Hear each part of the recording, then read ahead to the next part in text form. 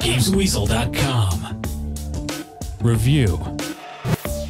I quite like the first Overlord game. Sure, it had a few little problems, like the camera control being the same as the control for your minions, but nevertheless, it was great to look at and fun to play thanks to some silly humour. I was hoping they would iron out some of those problems for this sequel, but instead they've given us a slightly different game, only with the same problems as before. You play as a new Overlord in this game. Starting off as a child, you do a tutorial mission where you learn the basics of magic, minion control, and hitting things with your big hammer. You then fall into a lake and freeze, only to be found by the minions and raised to become their new lord. Once again, you control your minions by either locking onto a target and sending them to fight, or interact with an object, or you can sweep them around in front of you using the right analog stick. The same problem exists though. You go to sweep them, and as you move them about, the camera moves with them and causes all sorts of chaos, which makes you go cross-eyed at times. It all gets very messy at times when there's a lot happening on the screen. And remember, you have to control your Overlord at the same time as the minions as well. Patting your head and rubbing your tummy has never been so crazy. The gameplay's a lot faster and action orientated this time around. There's the occasional puzzle, if you can call it that, where you have to choose the right kind of minion for the job, but most of the time you just plough through your enemies, collecting their life force and summoning new minions via some portals around the landscape.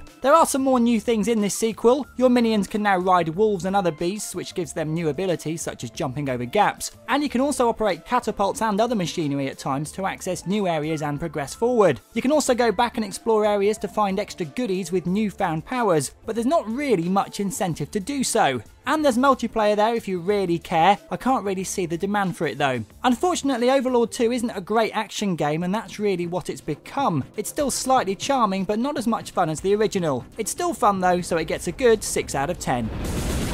You've been watching a review from Games Weasel. If you want to get the show each week, which includes video game reviews, news, previews, competitions and special features, then head over to GamesWeasel.com for our video podcast, Games Weasel TV.